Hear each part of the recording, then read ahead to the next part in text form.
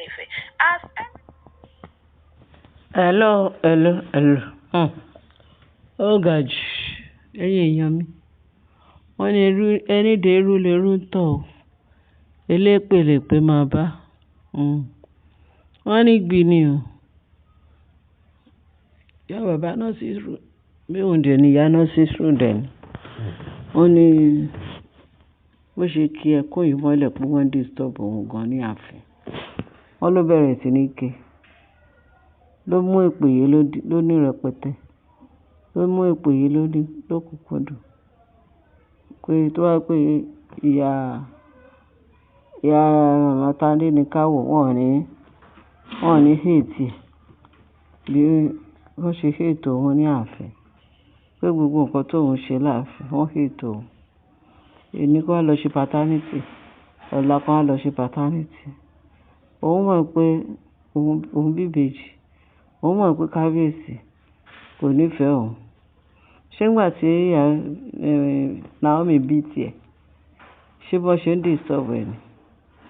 Wọ́n ní kóun wá lọ sú ẹ̀, kóun wá lọ ṣe, kóun wá lọ mọ̀. Pé láyé pé òun ò ní gbà o. Instead of that, kóun máa pass kúrò ní ààfin. Kóun máa kúrò láàfin. Ó ní tóun bá dẹ̀ fẹ́ kúrò láàfin. Ó lóun máa sọ kìkì ọ̀rọ̀ kan. Ó lóun máa sọ kìkì ọ̀rọ̀ kan sílẹ̀. Ó ní kí ló dé tó jẹ́ kí òun rí mímí láàfin. Ó ní tóun bá dẹ̀ ti kúrò láàfin. Ó ní ṣòbò ojú gbogbo wọn máa jà. Ojú kábíyèsí àjà. Ojú Queen Naomi àjà. Gbogbo àwọn olórí tó kù ojú wọn àjà. Torí ó ṣe rí dàbí pé wọ́n fòun ṣẹlẹ́yà. Kẹ́ máa gbọ́ àwọn ọ̀rọ̀ rádaràda. Ṣé ìgbà tí Naomi bímọ tiẹ̀, ṣé kò gbọ́rọ̀ sọ́kọ ẹ̀ lẹ́nu? Ṣé ìgbà tí Naomi bímọ tiẹ̀ tọkọ máa ní yóò ká ṣe paternity, ṣé kò ṣe é ni? Àbẹ́wò náà sọ fún Naomi pé kó ṣe. Tí ò ṣe, Naomi máa fi religion bojú. Naomi gangan ló yẹ kó wà ní position láti sọ pé gbogbo nǹkan tí kábíyèsí sọ yẹn pé òun ò ní gbọ́, òun ò ní gbà. Torí ìgbàgbọ́ òun ò kọ́ òun bẹ́ẹ̀. Kóun máa lọ síwájú shrine, kóun lọ máa búra, kóun lọ máa ṣe kíni. Wọ́n ní Naomi ní kì í ṣe pé òun lọ síwájú shrine, òun lọ ń búra. Pé kí gbogbo all righteousness will be done. Lòun ṣe ń ṣe gbogbo eléyìí. Because òun rí àrídájú. Òun ò dẹ̀ ń ṣe ẹni tó jẹ́ pé ó cheat ọkọ òun. Torí tóun bá sọ pé òun ò gbọ́ rọ̀ sí kábíyèsí lẹ́nu. Pé tó wá jẹ́ bẹ́ẹ̀, jà ṣe báyìí. Bó jẹ́ pé lè mọ̀ dájú pé èmi ló bí àwọn ọmọ yẹn fún. Wọ́n ní Naomi sọ pé kò burú. Kábíyèsí gbogbo nǹkan tó bá ti sọ ó di mímú ṣẹ. Òun ti ready láti gbọ́rọ̀ sí yín lẹ́nu. Gbọ́rọ̀ sí kábíyèsí lẹ́nu. Wọ́n ní Naomi ó yan kọ̀ọ̀kan pátápátá ó yege. Ó dẹ̀ yan gan. Ó dẹ̀ yege. Ó yan kọ̀ọ̀kan. Gbogbo everybody mọ̀ pé gbogbo àwọn ọmọ Naomi gbogbo ẹ̀ náà ṣe paternity. Gbogbo wọn náà kì í kú oríire. Bẹ̀sí nígbà tó wá di ti ìwọ Mariam. Torí ẹ̀ mo ṣe sọ pé ẹni dé irú lèrú tọ̀. Elépèlépè máa mọ̀. Èpè wo ló wá ń ṣe? Ó ní kò sí problem tóun bá kúrò láàfin. Ó ní kí kábíyèsí kó ní lọ́kàn pé kó máa ní lọ́kàn pé bí kábíyèsí ṣe treat òun ní ààfin, gbogbo obìnrin tó bá lóun fẹ́ dúró sáàfin, bẹ́ẹ̀ náà ni kábíyèsí máa treat wọn. Gbogbo ìyà tóun jẹ láàfin nítorí kábíyèsí, kò sóbìnrin tí ò ní jẹrú ìyà yẹn. Bẹ́ẹ̀ ni bí gbogbo náà ṣe máa kẹ́rù tó máa lọ ni. Àwọn kan ní págà á sọ orú ẹ̀ mọ́. Pé ó lè mú kábíyèsí. Pé àràbí tí kábíyèsí ò bá tọ́jú ẹnìkan, tí kábíyèsí ò bá gba gbogbo ìwọ̀sí tó ń fún kábíyèsí nìkan. Wọ́n lá dàbí tó jẹ́ pé nǹkan tí kábíyèsí sọ fún ẹ pé kó ṣe tó ò ṣe, ó kọ̀ ó lóò ṣe.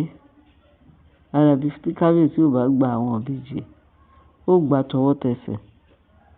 Kábíyèsí ló kọ́kọ́ gba gbogbo àléébù yẹn ló gbà sára. Ó dáa gẹ́gẹ́ bí ìyàwó wa, ìyàwó mi, jẹ́ ká ṣe báyìí kó lè ká ṣe bó ṣe ń ṣe kó lè rí bó ṣe ń rí o. Torí àwọn kan, àwọn ẹlẹ́nu mẹ́ẹ̀ẹ́dọ́gbọ̀n tó wà láàfin, ẹ jẹ́ ká ṣe bó ṣe yẹ kó ṣe, bó ṣe yẹ kó rí. Ǹjẹ́ ṣé o gbọ́rọ̀ sọ́kọ ẹ lẹ́nu? Kábíyèsí tó sọ pé kò nífẹ̀ẹ́, ìwọ ló kọ́kọ́ dalẹ̀ kábíyèsí. Torí tó bá jẹ́ ipò dalẹ̀ kábíyèsí, kábíyèsí ò lè ever sọ pé òun ò ní gba àwọn ìbejì tó bí fóun. Wọ́n ní tí oògùn ẹni bá ṣe kíní pọ́n fi ń gbárí. Bẹ́ẹ̀ ni, ìwọ ò ń ṣe kábíyèsí, ó dẹ̀ tún jẹ́ lẹ́sẹ̀. Irú orin ìlú wo nìyẹn? Báwo náà ṣe máa ṣe irú nǹkan bẹ́ẹ̀? Ìwọ wá ló ń ṣépè. Gbogbo ìgbà tí Naomi fi ń lọ tó ń bọ̀, tí Naomi ń lọ tó ń bọ̀, èpè mélòó lórí tí Naomi ṣẹ̀? Naomi ò lè ṣẹ̀ ẹni èpè because àdàbí máa dà. Ẹ̀yin kọ́ lẹ lé Naomi kúrò. Naomi kàn dédé sọ pé òun lọ ni. Báwo ni Naomi ṣe máa ṣépè? Naomi, tẹ bá ní lára jù, ó yá kó kánga rẹ̀, ó gbọ̀nà Àkúrẹ́. Ìjọ tó ọkọ ẹ̀ wá sọ pé, Naomi jọ máa di ẹ̀ tún padà wá, bóyá gbogbo nǹkan á tún lọ́lẹ̀. Tẹ bá tún rí Naomi, ẹ̀yin yìí kan náà yín tẹ wà láàfin lẹ́tún máa gbé. Ẹ̀yin orogún Naomi lẹ́tún máa gbé gbóná fún. Naomi á tún ki ẹrù ẹ̀ mọ́lẹ̀ kóun lọ ní ìsinmi díẹ̀ ní Àkúrẹ́. Èpè mélòó ni Naomi ṣẹ́ fún yín? Tí ìwọ wá sọ pé ìwọ fẹ́ lọ, wọ́n ti ń disturb ẹ̀. Wọ́n ní bí ìwọ bá ṣe rere ńkọ́ ara kì í yá ọ bí ó ṣe nǹkan tí wọ́n ní kó ṣe. Ìwọ ló fẹ́ lọ wá dẹ̀ ṣe pé ta ni èpè ẹ fẹ́ mú? Ó fọjọ́ kejì ọjà láéláé ẹni lérú máa tọ̀ ni. Ó wá sọ pé wọn ò fi ẹ́ lọ́kàn balẹ̀. Kábíyèsí sọ pé kábíyèsí ò ṣe ní sọ pé àwọn kan ní ẹ jẹ́ kó máa lọ tó bá lọ fògùn fún ó lọ káfíń lè sinmi. Bẹ́ẹ̀ ló ṣe máa rí fún gbogbo ẹ̀yin tẹ̀fẹ̀ kí ìsinmi kálàáfíà wà láàfin.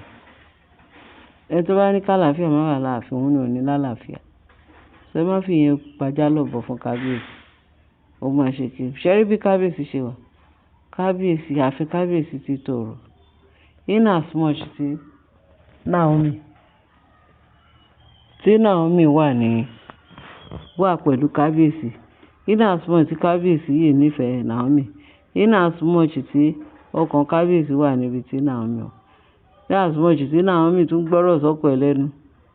Lágbára Kristi Jésù. Ààfin yẹn máa rójú, ààfin yẹn máa ráyè, ó lè máa tòrò. Wọ́n ní kó lọ rí Mariam kó lọ do needful.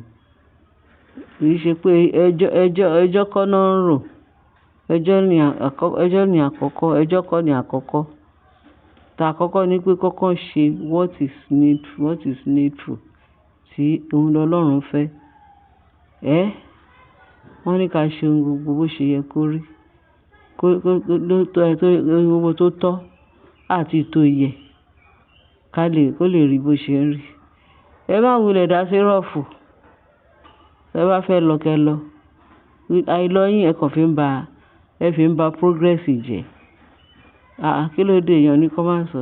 Ẹ ń ba progress jẹ́ láàfin. Ẹ ń dá oru mú kábíyèsí láàfin. Ẹ jẹ́ kí kábíyèsí ṣe ilé ayé. Ọlọ́run á tọ́jú kábíyèsí. Bẹ́ẹ̀ ni, gbogbo ẹ̀ṣẹ̀ kò sẹ́ni tí ó ṣẹ̀. Àwọn kan ní kábíyèsí womanizer, kábíyèsí tí ó like obìnrin, ó ṣe kíni bẹ́ẹ̀ ni a ti sọ bẹ́ẹ̀ rí. Ṣùgbọ́n Ọlọ́run ti dáríjì. Ìgbà ọ̀tún ti dé, ohun gbogbo ti di ọ̀tún fún kábíyèsí. lágbára ẹ̀jẹ̀ Jésù. Á jèrè iṣẹ́ á jèrè Naomi náà jèrè ẹ̀ lágbára Kristi Jésù. Torí nínú rẹ̀ kábíyèsí ó mú gbogbo yín mọ́ra. Ẹ fi pẹ́ máa fún òun ní ìfọ̀kànbalẹ̀, ṣùgbọ́n gbà tẹ́ ẹ̀ fún ìfọ̀kànbalẹ̀. Mariam back to sender. Kò sí nǹkan kan tí kò sí èpè kan náà tó lè jọjú tẹ́ ẹ lè ṣe fún kábíyèsí tó máa sí ìmúṣẹ. Nínú àsomọ̀ṣe tí kábíyèsí fa ìmọ́lẹ̀ sínú ààfin. Olókùnkùn ti paradà. Bẹ́ẹ̀ ló ṣe yẹ kó rí. Jésù Olúwa wa. Àmín. Ẹ ṣé ẹ̀yin èèyàn. Mo ní sáré gbé borin wá fún pé nǹkan tí mo fi gbọ́ yín just tó kíta gbọ́ yín pé ẹ jẹ́ gbé fáwọn èèyàn wa ìtumọ̀ yẹn. Kò sí nǹkan kan tó yẹ ṣe fún kábíyèsí. Ẹni bá fẹ́ ṣe kà kó kọjá síwájú. Orúkọ Jésù. Ààbò Ọlọ́run á dájú lórí gbogbo wa. Á dájú lórí Naomi àti kábíyèsí àti gbogbo àwọn ọmọ ẹ̀. Gbogbo nǹkan tí kábíyèsí fẹ́ sí rere Ọlọ́run á bá ṣe o. Ṣùgbọ́n kí kábíyèsí kó fi ahọ́n ẹ̀ka yẹn gbogbo àwọn ọmọ tí ó ti bí ń ta àti ìtàn bí fún àti èsì gbogbo ìtọ́ ti jọ ọmọ kábíyèsí tọ́jọ́ original ọmọ kábíyèsí Ọlọ́run á bá kábíyèsí wò wọ́n. Ààbò Ọlọ́run ìtọ́ tí ì bí tó jẹ́ original Ọlọ́run á sọ gbogbo wọn láyé àtàlàáfíà. Lórúkọ Jésù Olúwa wa. Àmín. Ẹ ṣé gan, ẹ ṣé títí ṣe bá share, bá like, bá subscribe. Kẹ́dẹ̀ bá fi túkú sí comment section. Ààbò Ọlọ́run dájú lórí wa o. Kọ́kọ́ oníṣẹ́ mi wa o. Láyọ̀ o. Ẹ ṣé gan báyìí.